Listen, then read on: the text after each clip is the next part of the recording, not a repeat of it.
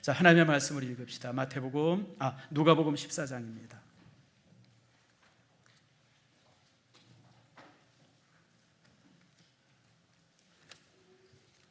누가복음 14장 16절에서 24절 말씀입니다. 자, 교독하겠습니다. 이르시되 어떤 사람이 큰 잔치를 베풀고 많은 사람을 청하였더니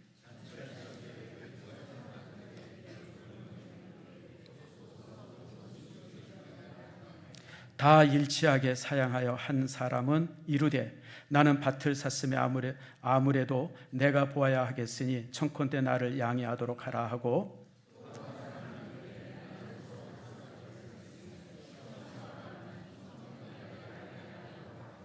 또 한 사람은 이르되 나는 장가 들었으니 그러므로 가지 못하겠노라 하는지라.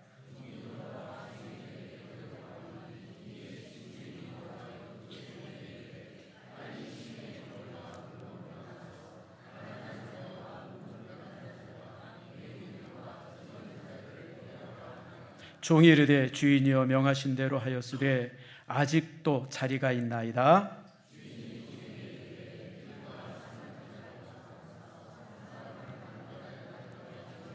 함께 읽습니다. 내가 그들에게 말하노니 전에 청하였던 그 사람들은 하나도 내 잔치를 맛보지 못하리라 하였다 하시니라.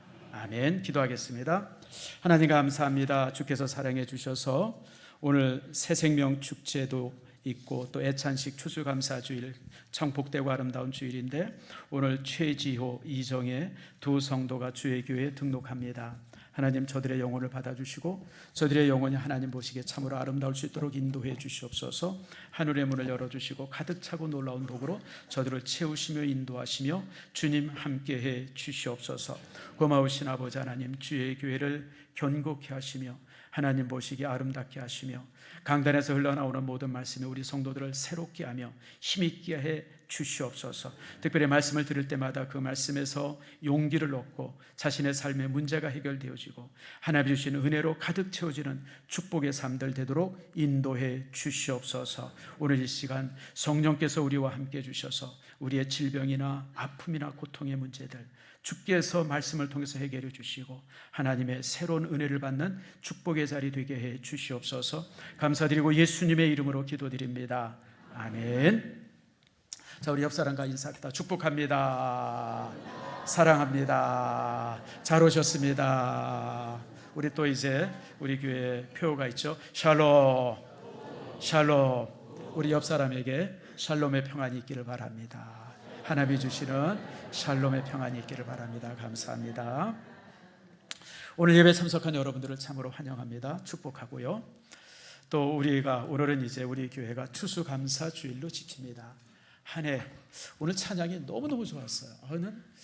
내 근래 들어본 찬양 중에서 이렇게 은혜가 됐던 적이 없는 것 같아요. 드럼이 있어서 그래요? 왜 그래요? 우리 한번 박수 쳐주십시다. 너무 잘했어요. 그래서 전 뒤에서 들으면서 솔로도 너무 좋았고 함께 이렇게 되어지는 리듬 속에서 있는 드럼도 너무 좋았고 그래서 참 오늘 찬양이 너무 참 좋았다. 내가 돈이 있으면 오늘 점심을 팍 내면 참 좋은데 오늘 주일이라서 내가 그 선교사들이 제일 싫어하는 게 있어요. 이게 선교 얘기가 나와서 제가 얘기를 하는데 선교사들이 뭘 제일 싫어하냐면 이걸 제일 싫어한대요.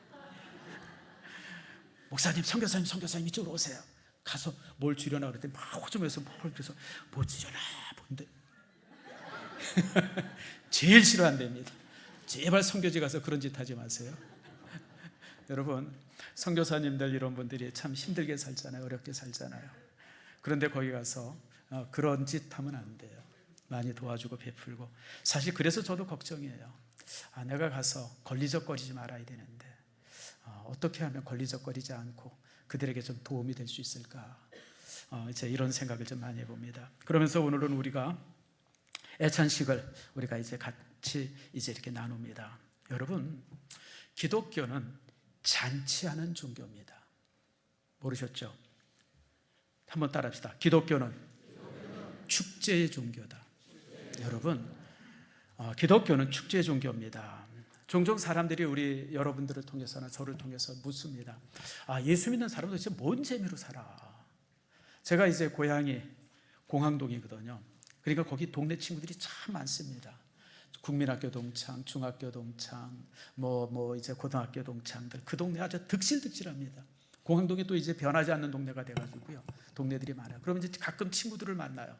신방하다 만나든지 지나가다 만나면 물어봐요. 야, 병가봐, 너 목사 됐대면? 목사 됐어. 야, 좋겠다. 좋아. 그 헌금 나오는 거 다 네 거라면. 그래서 내가 할 말이 없잖아요. 그래서 제가 그렇게 답합니다. 야, 그랬으면 좋겠다. 여러분, 그 말같이. 그러니까 불신자들이 그렇게 교회를 오해를 해요. 그러면서 이제 또 하는 얘기가, 병가봐, 그러면서 묻는 게, 근데 너희들은 도대체 무슨 재미로 사냐? 고스톱을 칠 줄 아냐? 술을 먹을 줄 아느냐? 춤추러 가기를 하냐? 낚시를 하러 가냐? 골프를 치러 가냐? 매일 너 볼 때마다 시커먼 양복 입고 한여름에도 넥타이 매고 신방 한 답시고 땀 뻘뻘 흘리고 다니는 거 보니까 불쌍해 죽겠다는 거예요. 너 도대체 뭔 재미로 사냐? 여러분, 뭔 재미로 살아요? 여러분, 우리는 매 주일마다 축제로 살기 때문에 살아요. 자, 여러분, 교회 다니는 사람들 중에 교회 오면 무슨 초상집에 온 것처럼 그렇게 엄숙해야 된다고 생각하는 사람들이 있어요. 교회가 하나님의 집이고 하나님이 함께하는 데니까 엄숙해야 된다 해서 어깨에 힘 딱 주고, 제가 아는 장로님 한 분은 한여름에도 그 더운 여름에도 새카만 양복 입으시고 까만 넥타이 메고 항상 교회로 오세요. 그래서 참 저래야 되나 보다. 저는 어렸을 때 이제 그런 생각을 했어요. 그런데 그것이 이제 그걸 거룩이라고 생각하면서 그러고 교회로 오세요. 그런데 그것은 거룩이 아니고, 따라합시다, 거북이다. 거북이에요. 거룩이 아니에요. 거북한 거예요. 여러분, 교회는 거룩한 곳, 엄숙한 곳이 아니라 기쁘고 즐거운 축제의 장소가 되어야 돼요. 그게 교회입니다. 2000년 전에 사실 처음에 예배 드릴 때는 안식일날 예배를 드렸어요. 이게 유대인들의 풍습이기 때문에 항상 안식일날 예배 드렸어요. 그런데 예수님께서 여러분 일요일날 새벽에 부활하셨어요. 그래서 성도들이 주일날 새벽에 모여서 주님의 부활을 축하하고 주님의 부활을 감사하고 주님의 이 부활하신 것에 어떤 그 축제를 드리기 시작하면서 이제 자연스럽게 이 안식일날 드리던 예배가 주일로 옮겨지게 되어진 거예요. 여러분, 어느 날 예배 드리는가가 중요하지 않죠. 어쨌든 그런 모습 속에서 여러분 이제 주일 예배가 정착이 되기 시작한 겁니다. 그래서 주일 예배는 축제에서 비롯된 거죠. 예수께서 오늘 부활하셨어. 주님께서 오늘 우리 죄를 위해서 부활하셨어. 그러면서 이제 주일날 모이기 시작하는 것이 주일 예배가 되어진 겁니다. 그러므로 여러분들, 주일의 예배는 엄숙한 예배가 아니라 축제 예배가 돼요. 우리 옆 사람 한번 봅시다. 엄숙한가 기쁜가? 어색한 사람, 거북한 사람 한번 들어보세요. 여러분, 주일 예배는 기뻐야 돼요. 기쁨이 되어야 됩니다. 기쁨의 잔치가 되죠. 왜요? 오늘 여기 하나님이 함께 하세요. 우리가 찬양할 때 그 찬양을 하나님께서 들으세요. 우리가 이 시간에 말씀을 통해서 하나님의 말씀을 들어요. 여러분, 이것보다 더 대단한 자리가 어디 있어요? 여러분, 요번에 이제 저기 경주에서 에스펙입니까? 이제 이렇게 한다 그래서 세계 정상들이 와가지고 지금 대단치도 않아요. 아무튼 취약대, 취추대, 무슨 그냥 경호, 그냥 이런 거 저런 거 대단해요. 만약 여러분들이 그런 자리에 초청함을 받았다 그러면 어떨까요? 열례를 제껴주고 갈 거예요. 그게 얼마나 참 대단한 자리입니까? 마찬가지예요, 여러분들. 오늘 이 자리에 하나님이 함께 하세요. 우리가 보이지 않지만 하나님께서 이 자리에 함께 하시고 그리스도께서 오늘 이 자리에 좌정해 주세요. 비록 제가 설교를 하지만 저는 하나님을 대신해서 여러분들에게 말씀을 전하는 것뿐이고, 전하는 분은, 정말 전하는 분은 성령이 전하시고 성령께서 듣게 하십니다. 그렇기 때문에 이 자리는 그 어떤 자리보다도 영광스러운 자리고 축복의 자리고 축제의 자리고 잔치의 자리입니다. 그래서 예수님께서는 이 땅에 오셔서 사역하시는 동안 잔치를 참 좋아하셨어요. 함께 식사 나누기를 좋아했습니다. 제가 4주 전에 여러분 설교를 한번 했죠. 여러분, 주님이 함께, 예수님께서는 이렇게 이제 사역을 하실 때 항상 주변에 사람들이 오면 저녁 시간에 밥을 만찬 시간이 아니라 저녁 먹잖아요. 그럴 때 이제 이렇게 여러 사람들 오면 항상 그들과 즐겁게 웃으면서 기쁨으로 저녁 식사를 나눴어요. 왜요? 주님이 있는 자리고 예수님이 있는 자리고 또 예수를 믿겠다고 하는 믿음의 고백하는 사람들이 모였고, 이런 사람들이 모여서 이렇게 막 이렇게 있으니 그게 얼마나 즐거운 자리입니까? 그러니까 그런 예수님을 참 싫어했던 사람들이 있습니다. 그 당시 유대인의 랍비라고 하는 사람들, 바리새인들, 이런 사람들은 예수님의 그런 모습을 너무너무 싫어했어요. 왜냐하면 여러분, 선생은 엄숙해야 되잖아요. 종교인들은 아주 엄숙해야 되잖아요. 혹시 여러분 이스라엘 여행해 보신 분들은 볼 거예요. 거기 보면 이제 랍비 같은 사람들이 있어요. 사실은 랍비는 아닙니다, 그 사람들이. 근데 이제 그렇게 경건하게 사는 사람들의 이제 무리들인데, 지금 어때요? 여러분, 이스라엘이 한여름이 되어지면 더위가 40도 이상 올라갑니다. 그런데도 새카만 양복 입고 하얀 와이셔츠, 그 다음에 까만 넥타이 메고 또 까만 모자를 또 써요. 심지어는 저기 이 러시아에서 온 사람들은 그 한여름에도 털모자를 써요. 털모자. 여러분, 털모자 아시죠? 저 북극에 사는 사람들 쓰는 털모자, 그걸 쓰고 있어요. 그걸 쓰고, 그리고 그걸 경건이라고 그러는 거예요. 여러분, 그건 경건이 아니고, 그거는 거룩이 아니고 어색입니다. 그러니까 그 당시 예수님 당시에 많은 랍비들이, 그 바리새인들이 그러고 살았었어요. 그런데 선생이라고 하는 이 예수가 갑자기 나오더니 사람들에게 설교하고, 그리고 그냥 그 주변에 그냥 세리, 창기, 그다음에 또 뭡니까, 이제 세근 것, 이렇게 이제 아무튼 매국노 같은 사람들, 도둑놈들, 강도들, 쓰레기 같은 사람들, 노숙자들, 이런 사람들 확 모아가지고 그냥 그들에게 설교하고, 그들과 함께 저녁이 무슨 먹을 게 많았겠어요? 이제 얼마 먹을 거 얼마 없는데 그런 거 서로 나누면서 즐겁게 밤새도록 그러는 걸 보니까 너무너무 마음에 안 들었어요. 그래서 예수님을 향해서 별명을 하나 붙여줍니다. 그거 2주 전에 한번 여러분 살펴봤죠? 3주 됐네요. 누가복음 7장 34절입니다. 자, 우리 한번 말씀을 읽어볼까요? 시작. 인자는 와서 먹고 마시매 너희 말이 보라, 먹기를 탐하고 포도주를 즐기는 사람이요 세리와 죄인의 친구로다. 자, 먹기를 탐하고, 우리말은 아주 번역을 잘했는데, 실제 이 말은 아주 쉽게 얘기하면 뭐야? 식충이고, 식충이죠. 우리 먹기를 탐하는 사람은 뭐라 그러죠? 먹보라 그러나요? 그 다음에 포도주를 즐기고, 무슨 말이에요? 술주정꾼이고. 이게 예수님을 불렀던 별명이에요. 예수님을 향해서 이 바리새인들, 아유 저 술주정이, 아이고 저 먹보 그냥 먹는 것만 좋아하고, 조롱이죠. 그 다음에 세리와 죄인의 친구로다. 이게 친구다라고 하는 얘기는 뭐예요? 동류라는 거예요.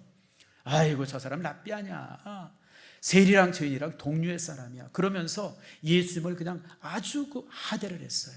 무시하고. 여러분, 그럼에도 불구하고 예수님은 항상 그 식탁의 자리가 이렇게 즐거움으로 가득 찼습니다. 왜냐하면 그 자리가 하나님이 함께하는 자리이기 때문에 그래요. 여러분, 하나님이 함께하는 곳이면 그가 어느 곳이든지 잔치자리입니다. 오늘 우리가 이 자리에 이렇게 모여 있지만, 여러분들이 어제까지 살면서 세상 일들에 머리 지끈지끈 아픈 게 많을 거예요. 돈 문제도 있을 것이고, 직장 문제도 있을 것이고, 애들 문제도 있을 것이고, 막 이런저런 고민의 문제를 가지고 여러분들이 이제 살다가 오늘 여기 타고 오면, 하나님이 함께하는 이 자리가 여러분에게 축복의 자리가 되게 돼요. 축제의 자리가 되고, 기쁨의, 지금까지 가졌던 세상의 슬픔들, 고민들, 아픔들 다 잊어버리고 하나님으로 인해서 기쁨을 갖는 자리, 그게 바로 예배 자리예요. 여러분들이 오늘 그 축복을 받기를 축원합니다. 오늘 우리에게 말씀해 주고 있는 본문이 바로 그 내용입니다. 여러분, 왕이 사람들을 초청을 하죠. 마태복음 22장에 보니까 이 잔치는 어떤 잔치냐면 이 왕의 아들을 위한 혼인잔치 자리입니다. 여러분, 사실 잔치 중에 최고의 잔치가 결혼식 아닙니까? 결혼식을 이제 베풀고 사람들을 이제 초청을 합니다. 자, 본문의 말씀 봅시다. 자, 17절 말씀 보세요. 잔치할 시각에 그 청하였던 자들에게 종을 보내요. 이게 무슨 얘기냐면요, 잔치를 내 아들을 장가를 보내야 되고 결혼식을 해야 되겠다 그러면 왕이 초청할 사람들의 명단을 만들고 그 사람들에게 미리 통지를 합니다. 쭉 통지를 하면 그 사람들이 내가 가겠습니다, 안 가겠습니다라고 이제 알려줘요. 그래서 가겠다고 오겠다고 약속한 사람들이에요. 그 사람들에게 이제 이제 종을 보내서 오라고 이제 그러죠. 뭐라고 그러냐면 오소서, 모든 것이 준비되었습니다. 축제로서 혼인잔치에 여러분들이 즐길 수 있는 모든 것이 준비되었으니까 와서 같이 즐깁시다라고 초청을 해요. 이게 바로 이제 천국을 상징하는 겁니다. 그래서 천국은 마치라고 말씀하고 있는 겁니다. 천국 마치. 마태복음 22장에 보면 한번 따라합시다. 천국은 마치 자기 아들을 위하여 혼인잔치를 베푼 어떤 임금과 같으니. 여러분, 이게 이제 그 잔치예요. 그런데 이렇게 모든 것이 준비되었다고 이렇게 초청을 하는데 사람들이 거절을 하죠. 오늘 말씀해 보니까 18절부터 20절 말씀까지 거절하는 사람들의 이유가 나옵니다. 어떤 사람에게 이제 이렇게 불렀더니 가서 이제 오소서 그랬더니 그가 뭐라 그래요? 아이고, 내가 가려고 그랬는데 밭을 샀어요. 큰 밭을 사서 내가 못 가겠어요. 거절하죠. 또 한 사람은 또 뭐라 하면 아이고, 내가 소 5겨레를 샀는데. 이 겨레라는 말이 무슨 말이냐면 2마리라는 뜻이에요. 우리는 쟁기질할 때 소 1마리가 쟁기질하죠. 대한민국 땅은 좋은 땅입니다. 아주 옥토입니다. 소 1마리가 이렇게 쟁기질해도 땅이 다 이렇게 엎어져요. 근데 유대 땅은 바짝 말라가지고 쟁기질이 안 돼요. 그래서 보통 2마리가 쟁기질을 합니다. 그래서 항상 유대인들은 소를 셀 때 1마리, 2마리 세는 게 아니라 2마리씩 짝져가지고 1겨레, 2겨레 이렇게 세요. 그래서 이 5겨레를 샀다는 것은 무슨 뜻이에요? 몇 마리 샀어요? 10마리 샀다는 거예요. 아이고, 내가 소를 10마리 사서 내가 바빠. 그 소들 돌봐야 돼요. 또 한 사람은 뭐라 그래요? 아이고, 내가 가려고 그랬는데 또 가고도 싶은데 내가 장가를 들었어요. 장가를. 율법에 의하면 결혼한 사람은 전쟁에 나가지 않아도 돼요. 결혼을 하면 1년 동안 오직 아내 옆에 살라고 신명기서에 말하고 있습니다. 그러니까 내가 장가를 들었기 때문에 아내 옆에 있어야 돼요. 내가 어디 못 가요. 그래가지고 사실 초청함을 받은 사람들이 다 거절을 하는 거예요. 못 가겠습니다. 여러분, 왕이 오려는데 아니, 어떻게 거절을 해요? 그때 거절을 했어요. 재미있는 일화 여러분 너무 잘 아시죠? 여러분, 루이 14세 얘기입니다.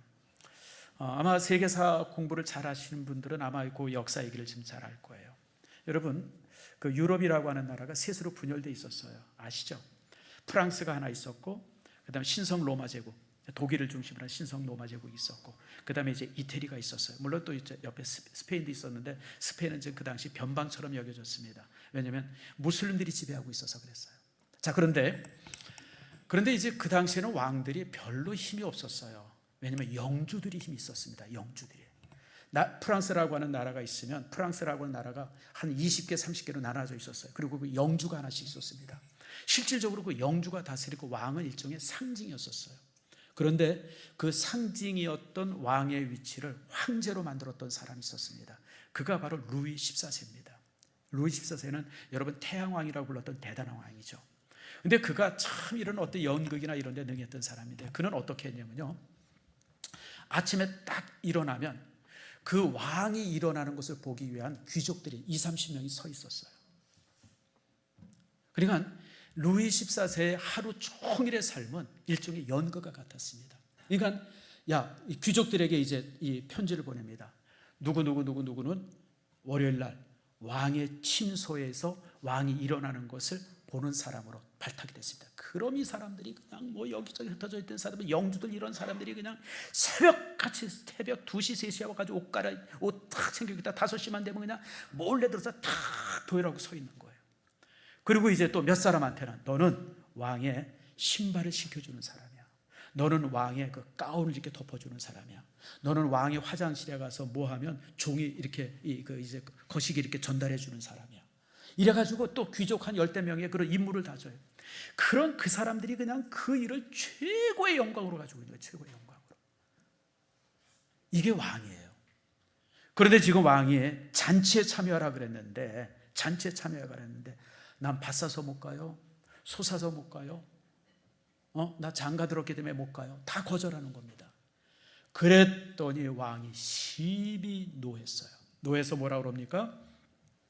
자, 21절 말씀 보세요.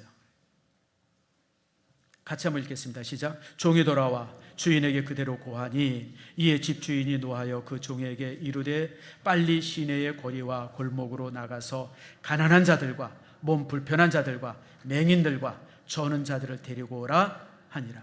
여러분, 잔치를 크게 베풀었는데 몇천 평 되는 곳에 그냥 그 진수성찬을 산의 진미를 그냥 그렇게 쌓아놨는데 한 사람도 오지 않으니까 왕이 멘붕이 돼버린 거예요. 그러니까 종들에게 야, 가서 길거리에 가가지고 이 사람 저 사람 다 데리고 와. 가난한 사람들 데리고 와. 여기 자격 안 되는 사람들 다 데리고 와. 저는 사람들 데려와. 눈 못 보는 사람들 데리고 와. 불편한 사람들 다 데리고 와. 그래가지고 사람들은 그냥 온 마을에 다니면서 도시에서 사람들 쫙 긁어 모아서 이제 이렇게 앉혔어요. 그런데도 빈자리가 있어요. 그랬더니 여러분 23절에 이렇게 말합니다. 23절 같이 읽어봅니다. 시작.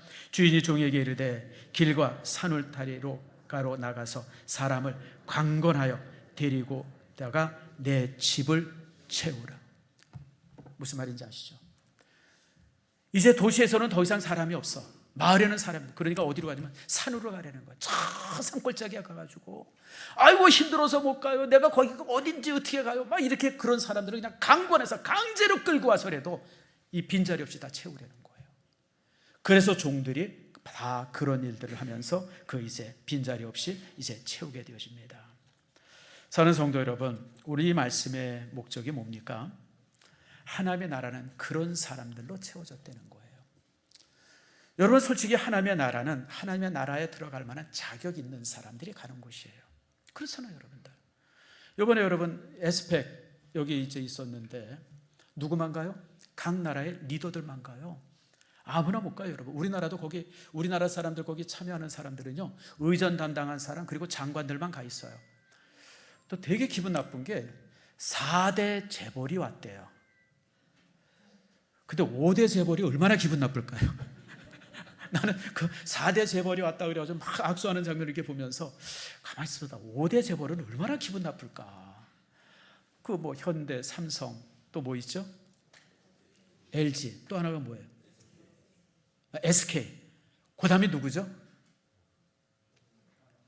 5번째가 누구예요? 예, 하나. 맞아, 하나일 것 같은데 하나 재벌은 못 왔어요. 거기에 얼마나 기분 나쁠까요? 거기에. 아이 도대체 말이야, 왜 4대 재벌이야? 5대 재벌을 하지? 아마 그러지 않았겠어요? 사실 지금 미국이랑 제일 연관된 데가 하나인데 뭐 배 만들고 무슨 뭐 이런 거 저런 거 다 거기서 하는데. 여러분, 그런데 그런 자격 있는 사람은 다 거절해서 안 온 거예요. 하나님의 나라도 동일해요. 적어도 천국의 백성이 되려면 윤리적으로나 삶이나 이런저런 부분들이 정말 거기에 걸맞는 사람들이 들어가야 돼요. 그런데 그런 사람들은 다 거절해요. 나 바빠요. 나 강의해야 돼요. 아이고 나 저기 재산 많아서 재산 정리해야 돼요. 나 이것 해 저것, 뭐 이런 식으로 해서 다 거절하는 거예요. 그랬더니 하나님께서 지금 누굴 데려오라고요? 아무나 다 붙들고 그저 그냥 손에 잡히는 사람 다 데리고 와라. 심지어는 저 산골짜기까지 가서 못 오겠다고 버티면 강제로도 가서 끌고 와라. 그래서 하나님의 나라를 채우는 거예요. 여러분, 우리가 똑같습니다.